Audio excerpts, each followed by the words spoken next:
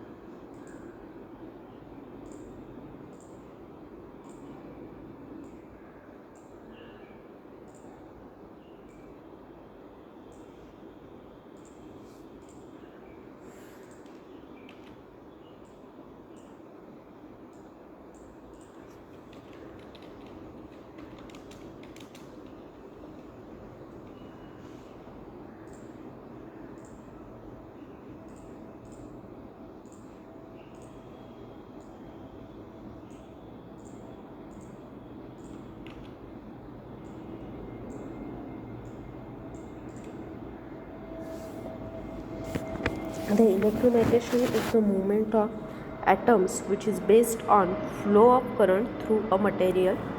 If the current density is high enough, the heat dissipated within the material will repeatedly break atoms from the structure and move the atoms, and this will create both vacancies and deposits. The vacancies can grow and eventually break circuit connections, resulting in open circuit, while the deposits can grow and eventually close the circuit connections, resulting in short circuit.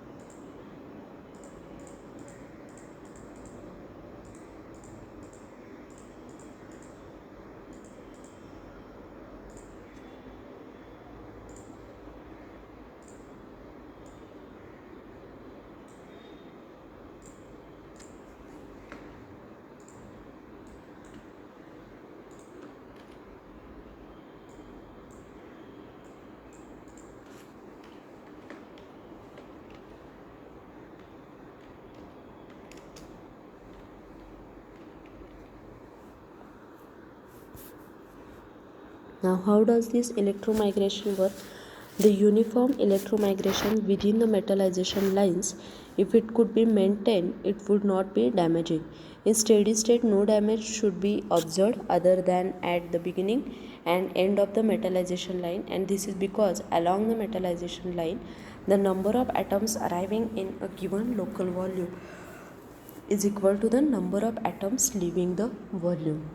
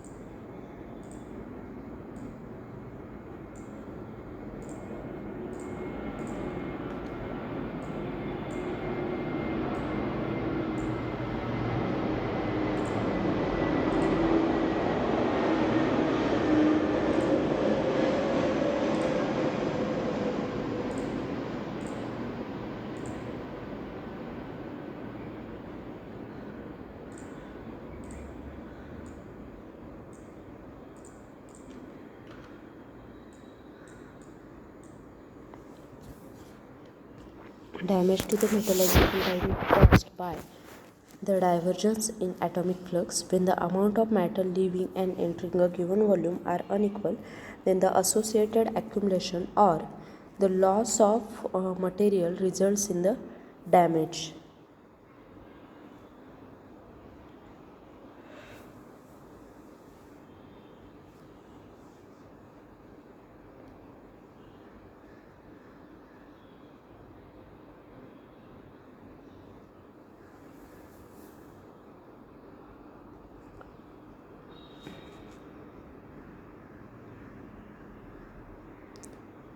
This results in two types of inequalities: depletion atoms, or we can say slow reduction of conductivity or interconnect failure, and deposition of atoms.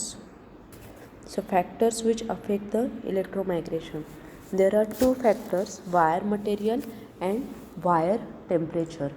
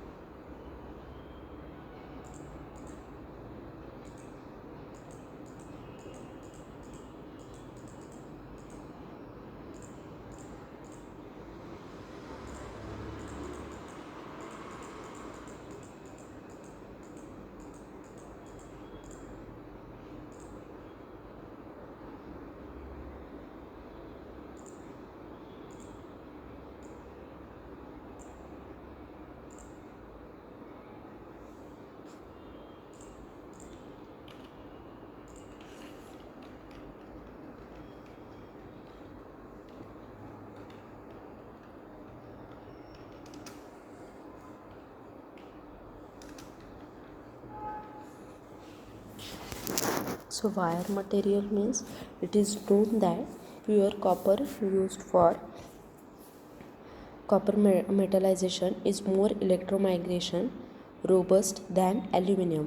The copper wires can withstand approximately 5 times more current density than aluminum wires while assuming similar reliability requirements. The wire temperature in Black's equation, which is used to compute the mean time to failure of metal lines, the temperature of the conductor appear in exponent, that is, it strongly affect the MTTF of interconnect. The next point is cross talk.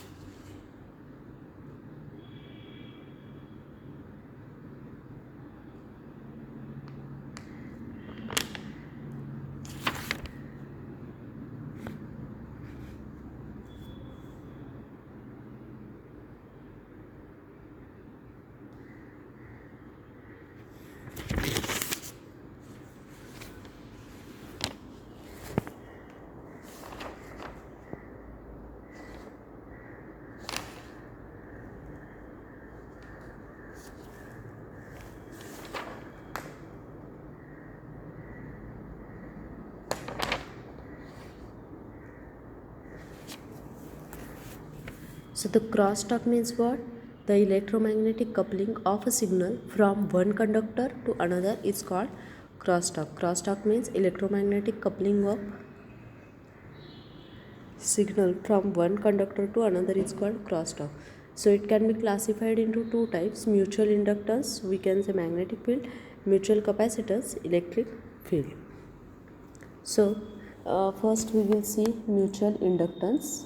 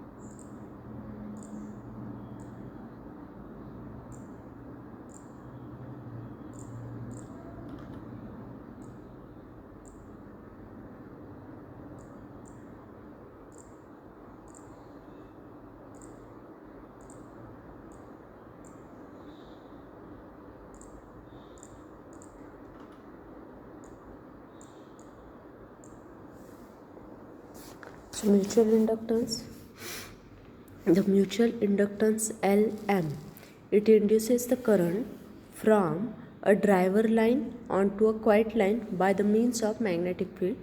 The mutual inductance will inject a voltage noise onto the victim proportional to the rate of change of current on the driver line, that is di driver. The magnitude of this node is calculated by using this equation. So it is di of driver by current di driver by dt, rate of change of driver current with respect to time. And mutual capacitance is due to the recent trends of higher aspect ratios and lower spacing between a signal line, the coupling capacitance is becoming significant. Also, the vertical height has not been scaled down.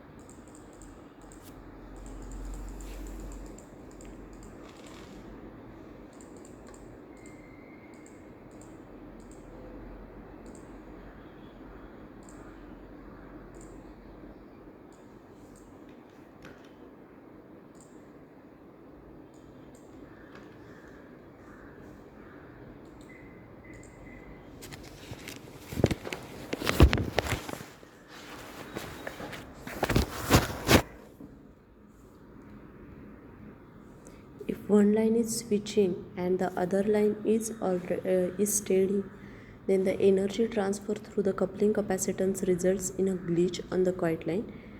Here a diagram is shown with capacitor. The inductively induced voltages were generally negligible compared to the effect of the parasitic capacitance of the interconnect lines. The interconnect capacitance is modeled as a mutual capacitance.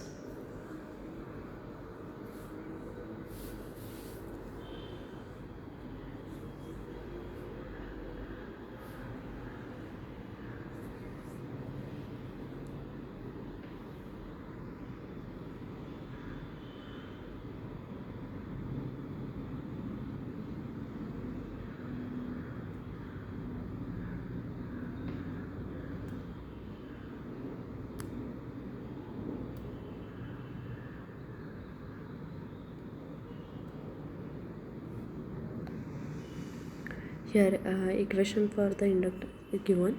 The crosstalk induced noise.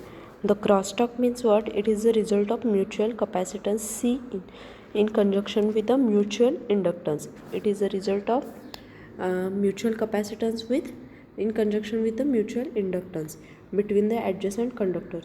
So for simplicity and for measuring the magnitude of noise induced onto the adjacent transmission line, we have to consider the two terms, that is near end crosstalk and far end crosstalk. So the current which is generated on the victim line due to the mutual capacitance will split and flow towards both end of the adjacent line, and the current generated on the victim line due to the mutual inductance will flow from the far end toward the near end of the victim line. So the crosstalk current following toward the near and far end can be broken down into several components. So here diagram is shown for the line 1 and line 2, that is for the driver, and line 2 is the victim.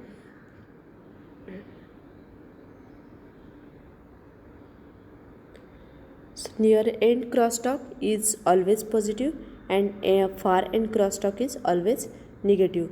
Equations for the near end crosstalk and the far end crosstalks are given here. Then what are the effects of crosstalk? The effects of crosstalk are signal integrity illustration, noise on delay effect, destroying local information, timing noise.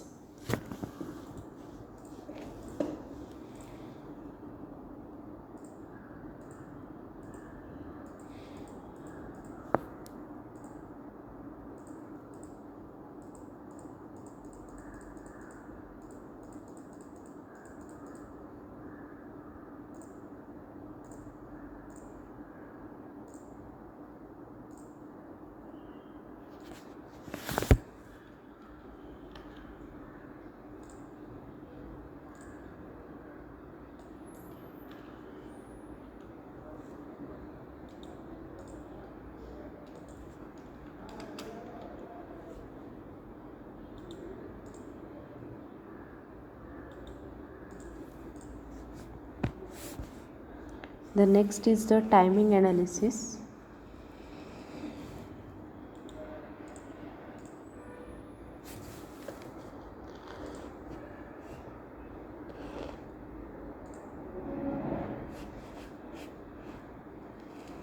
So the timing analysis of logic circuit.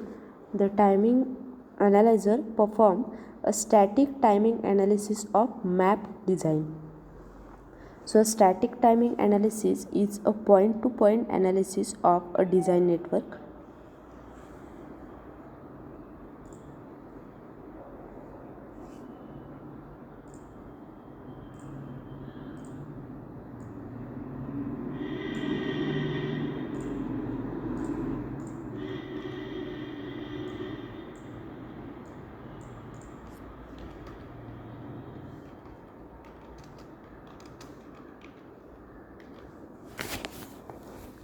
A static timing analysis is a point-to-point analysis of design network.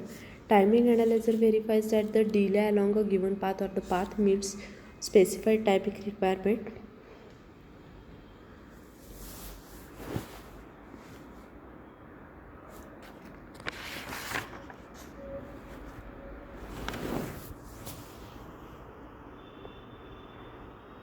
If it organizes and displays data that allows to analyze the critical path in circuit and the cycle time of the circuit, the delay along any specified path. Then the timing analysis of logic circuit.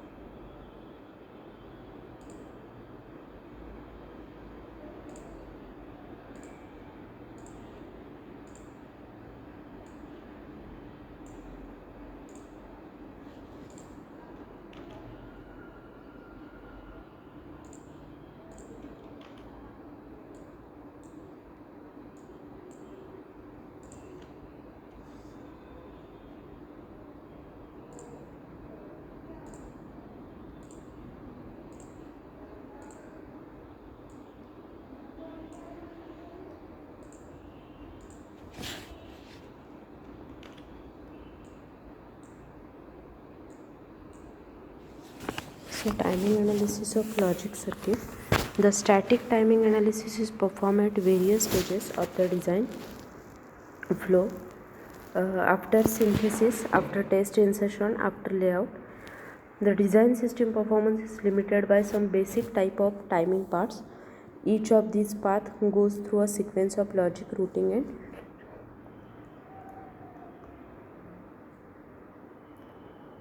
now why this static timing analysis is required? Verifying the timing of the design with millions of gates using a dynamic timing analysis may prove to be possible due to very high run times. The dynamic simulation relies on the quality and the coverage of the test bench. The static timing analysis is very fast as compared to dynamic analysis, and it verifies all the parts of the gate level design. The static timing analysis does not check the functionality of the design, and the extensive dynamic simulation is required to verify the functionality.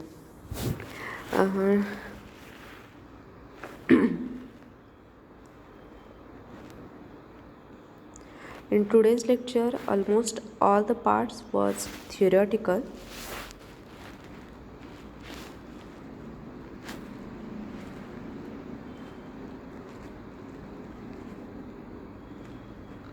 That is crosstalk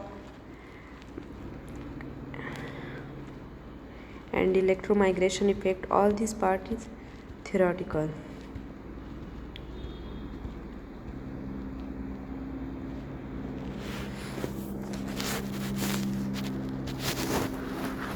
Thank you.